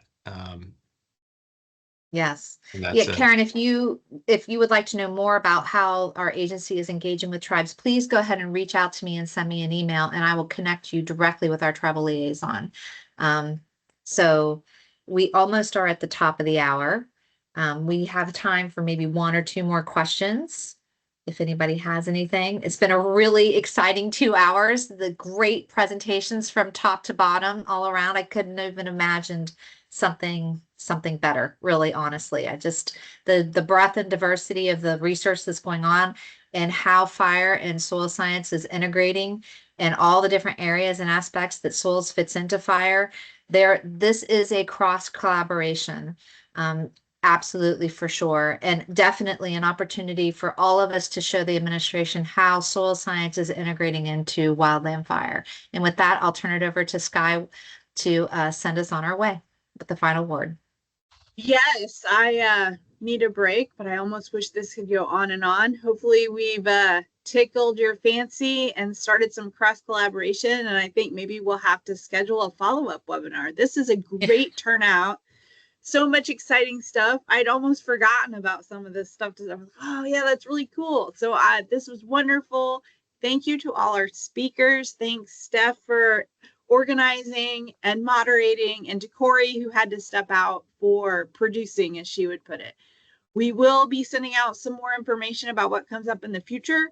Stay tuned. If you can't find it, reach out to me or Steph or Matt Levi or any of the other organizers, and we'll get the information you need. Thank you so much. And, you know, soils forever or whatever. We need a catchphrase.